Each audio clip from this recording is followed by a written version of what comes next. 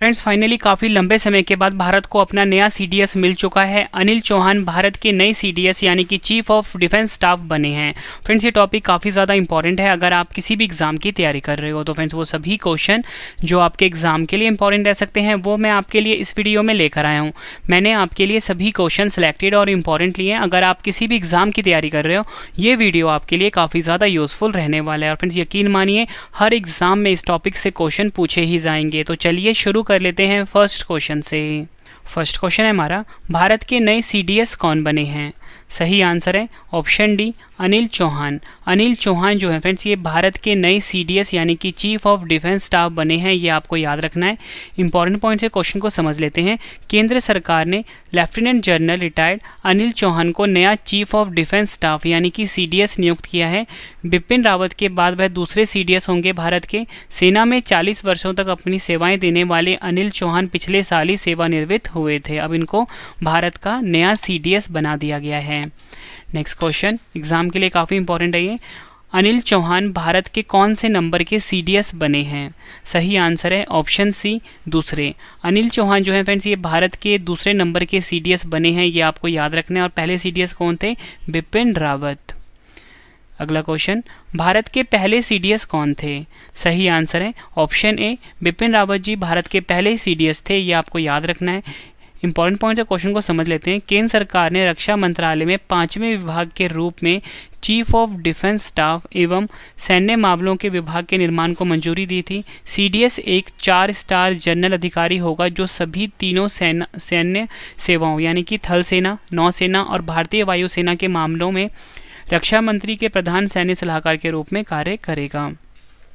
अगला question, CDS का पूर्ण रूप क्या होता है? सही आंसर है option a chief of defence staff. Chief of defence staff जो है ये सीडीएस का फुल फॉर्म होता है। नेक्स्ट क्वेश्चन, सीडीएस का कार्यकाल कितना होता है यानी कि चीफ ऑफ डिफेंस स्टाफ का कार्यकाल कितना होता है? सही आंसर है ऑप्शन सी उपयुक्त दोनों। 3 साल या 65 वर्ष की आयु तक सीडीएस का कार्यकाल होता है। यह आपको याद रखना है। वर्तमान में सेना प्रमुख अधिकतम 62 वर्ष या 3 वर्ष के कार्यकाल दोनों में से जो पहले हो तक अपने पद पर रह सकते हैं। यह आपको याद रखना है। अगला क्वेश्चन, भारत में सीडीएस पद का गठन कब हुआ यानी कि भारत में चीफ ऑफ डिफेंस स्टाफ का जो पद का गठन है ये कब हुआ था? सही आंसर है ऑप्शन ए 1 जनवरी 2020 को भारत में सीडीएस पद का गठन हुआ था। वर्ष 2012 में नरेश चंद्र समिति ने स्टाफ कमेटी के स्थायी अध्यक्ष की नियुक्ति की सिफारिश की थी। ये भी आपको याद रखना है। अगला क्वेश्चन कर लेते हैं, भारतीय सेना में सर्वोच्च रैंक वाला अधिकारी कौन होता है? सही आंसर होगा ऑप्शन ए सीडीएस। सीडीएस जो होता है फ्रेंड्स ये भारतीय सेना में सर्वोच्च रैंक वाला अधिकारी होता है। फ्रेंड्स हम सीडीएस यानी कि चीफ ऑफ डिफेंस स्टाफ पद के बारे में थोड़ा समझ लेते हैं। 1 जनवरी 2020 को केंद्र सरकार ने रक्षा मंत्रालय में 5वें विभाग के रूप में चीफ ऑफ डिफेंस स्टाफ एवं सैन्य मामलों के विभाग के निर्माण को मंजूरी दी तथा जनरल विपिन रावत देश के पहले चीफ ऑफ डिफेंस स्टाफ नियुक्त किए गए थे। सीडीएस एक 4 स्टार जनरल अधिकारी होगा जो सभी तीनों सैन्य सेवाओं थल सेना, नौसेना और भारतीय वायुसेना के मामलों में रक्षा मंत्री के प्रधान सैन्य सलाहकार के रूप में कार्य करेगा। अगला क्वेश्चन, सीडीएस की नियुक्ति कौन करते हैं? सही आंसर है ऑप्शन डी केंद्र सरकार द्वारा सीडीएस की नियुक्ति की जाती है। देखो फ्रेंड्स मैंने आपको ये बताया कि सीडीएस जो बने हैं अनिल चौहान जी बने हैं। तो हम अनिल चौहान जी के बारे में कुछ जान लेते हैं इंपॉर्टेंट इन्फॉर्मेशन। तो क्वेश्चन है कि सीडीएस अनिल चौहान का जन्म कब हुआ था? सही आंसर है ऑप्शन ए 18 मई 1961 में सीडीएस अनिल चौहान का जन्म हुआ था। देश के नए CDS lieutenant general retired Anil Chauhan का जन्म 18 मई 1961 को उत्तराखंड के पौड़ी में हुआ था। उनकी पत्नी का नाम अनुपमा चौहान है। उनकी एक बेटी भी है जिसका नाम प्रज्ञा चौहान है। फ्रेंड्स अब हम कुछ अन्य इंपॉर्टेंट क्वेश्चन जान लेते हैं। ये तो फ्रेंड्स कंप्लीट इन्फॉर्मेशन थी जो भारत के नए सीडीएस बने हैं उनसे रिलेटेड जो क्वेश्चन आपके एग्जाम में पूछे जा सकते हैं वो मैंने आपको करवा दिया। अब कुछ अन्य इंपॉर्टेंट क्वेश्चन जान लेते हैं। वो है भारत के अन्य सेना प्रमुख और महत्वपूर्ण नियुक्तियाँ इससे जुड़ी हुई। तो देख लेते हैं। क्वेश्चन है हमारा, भारतीय थल सेना के नए प्रमुख कौन बने हैं? सही आंसर होगा ऑप्शन बी मनोज पांडे। भारतीय थल सेना के नए प्रमुख बने हैं। भारतीय थल सेना की बात हुई है। 1 अप्रैल 1895 को स्थापना हुई थी। मुख्यालय नई दिल्ली में है। थल सेना दिवस 15 जनवरी को मनाया जाता है।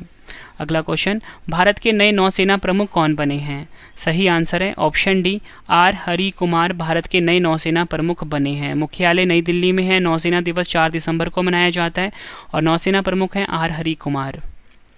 अगला क्वेश्चन, भारतीय सेना के नए deputy chief of army staff कौन बने हैं?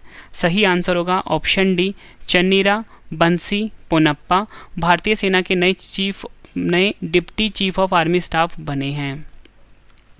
भारतीय थल सेना के नए उपाध्यक्ष कौन बने हैं? सही आंसर है ऑप्शन ए, BS राजू भारतीय थल सेना के नए उपाध्यक्ष बने हैं। फ्रेंड्स, अगर आपको वीडियो पसंद आ रही है, वीडियो की क्वालिटी पसंद आ रही है, कंटेंट पसंद आ रहा है, वीडियो को लाइक और शेयर जरूर करना।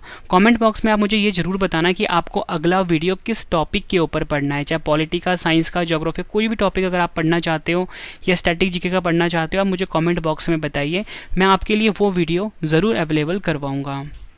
अगला क्वेश्चन, सैन्य अभियान के नए महानिदेशक कौन बने हैं? सही आंसर होगा इसका ऑप्शन ए, मनोज कुमार कटियार सैन्य अभियान के नए महानिदेशक यानी कि DGMO बने हैं। DGMO का फुल फॉर्म इंग्लिश में होता है director general of military operations. अगला क्वेश्चन, भारतीय तट रक्षक यानी कि ICG के 24वें महानिदेशक कौन बने हैं? सही आंसर है ऑप्शन सी, वीरेंद्र सिंह पठानिया भारतीय तट रक्षक बल के 24वें महानिदेशक बने हैं। अगला क्वेश्चन, भारतीय वायुसेना के नए महानिदेशक कौन बने हैं? सही आंसर है ऑप्शन ए, संजीव कपूर भारतीय वायुसेना के नए महानिदेशक बने हैं। भारतीय वायुसेना की बात हुई है, 8 अक्टूबर 1932 को स्थापना हुई थी। मुख्यालय नई दिल्ली में है। वायुसेना दिवस 8 अक्टूबर को मनाया जाता है। वायुसेना के उप प्रमुख हैं संदीप सिंह और वायुसेना के प्रमुख हैं विवेक राम चौधरी। फिर जितनी भी आपको एडिशनल इन्फॉर्मेशन दे रहा हूँ सब आपके लिए इंपॉर्टेंट है और एग्जाम में क्वेश्चन पूछे जाते हैं। सशस्त्र सीमा बल यानी कि SSB के नए महानिदेशक कौन बने हैं? सही आंसर है ऑप्शन बी, SL थाउसेन। SL थाउसेन सशस्त्र सीमा बल यानी कि SSB के नए महानिदेशक बने हैं, ये आपको याद रखना है। SSB की बात हुई है 20 दिसंबर 1963 को स्थापना हुई थी। नई दिल्ली में मुख्यालय है।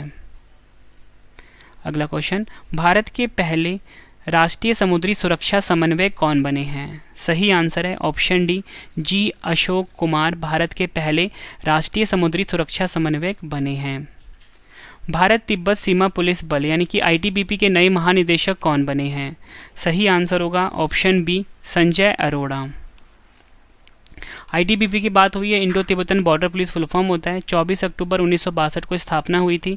नई दिल्ली में मुख्यालय है। डायरेक्टर जनरल है संजय अरोड़ा। केंद्रीय अन्वेषण विभाग CBI के नए महानिदेशक कौन बने हैं? सही आंसर है option C, Subodh Kumar Jaiswal. CBI की बात हुई है, मुख्यालय है नई दिल्ली में। अगला क्वेश्चन, सीमा सुरक्षा बल यानी कि BSF के नए महानिदेशक कौन बने हैं? सही आंसर है option B, Pankaj Kumar Singh BSF के नए महानिदेशक बने हैं। BSF की स्थापना हुई थी 1 दिसंबर 1965 को। केंद्रीय रिजर्व पुलिस बल CRPF के नए महानिदेशक कौन बने हैं? सही आंसर होगा option D, Kuldeep Singh. CRPF की बात हुई है, 27 जुलाई 1939 को स्थापना हुई थी। मुख्यालय है नई दिल्ली में। महानिरीक्षक हैं PS रानीपसे। अगला question, chief of staff committee यानी कि COSC के नए अध्यक्ष कौन बने हैं? सही आंसर होगा option D, Manoj Mukund Naravane. Manoj Mukund Naravane chief of staff committee COSC के नए अध्यक्ष बने हैं। नारकोटिक्स कंट्रोल ब्यूरो के नए महानिदेशक कौन बने हैं? सही आंसर है ऑप्शन डी, सत्यनारायण प्रधान। NCB यानी कि नारकोटिक्स कंट्रोल ब्यूरो का जो मुख्यालय है नई दिल्ली में है और महानिदेशक सत्यनारायण प्रधान, ये आपको याद रखना है। अगला क्वेश्चन, राष्ट्रीय आपदा मोचन बल यानी कि NDRF के नए महानिदेशक कौन बने हैं? सही आंसर है ऑप्शन ए, अतुल करवाल।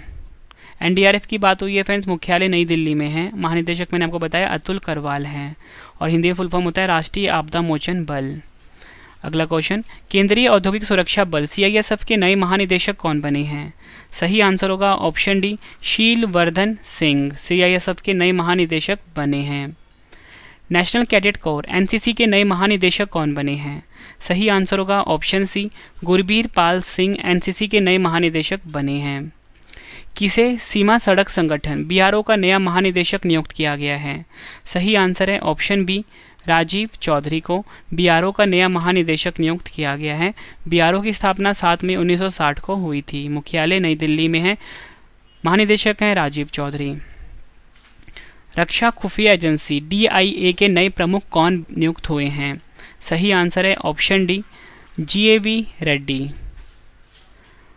भारतीय खुफिया एजेंसी यानी कि इंटेलिजेंस ब्यूरो के नए निदेशक कौन बने हैं? सही आंसर है ऑप्शन सी, तपन कुमार डेका। IB का फुल फॉर्म इंटेलिजेंस ब्यूरो होता है, नई दिल्ली में मुख्यालय है। राष्ट्रीय जांच एजेंसी NIA के नए महानिदेशक कौन बने हैं? आंसर है ऑप्शन ए, दिनकर गुप्ता। रक्षा मंत्रालय में नए सलाहकार कौन बने हैं? सही आंसर है ऑप्शन ए, विनोद जी खंडारे। राष्ट्रीय रक्षा कॉलेज के नए प्रमुख कौन बने हैं? आंसर है इसका ऑप्शन सी, मनोज कुमार मागो। 2022 में भारत के राष्ट्रीय सुरक्षा सलाहकार कौन हैं? सही आंसर है ऑप्शन बी, अजीत डोभाल। राष्ट्रीय अपराध रिकॉर्ड ब्यूरो NCRB के नए निदेशक कौन बने हैं? सही आंसर है ऑप्शन सी, विवेक गोगिया। फ्रेंड्स, मैंने आपको ये 35 क्वेश्चन करवाए। उम्मीद करता हूँ आपको ये वीडियो पसंद आई होगी और कंटेंट पसंद आया होगा। फ्रेंड्स, अब आपके लिए क्वेश्चन का टेस्ट है जिसका आंसर आपने कमेंट बॉक्स में देना है। तो क्वेश्चन है कि भारत की पहली महिला आदिवासी राष्ट्रपति कौन बनी है? 4 ऑप्शन है आपके पास।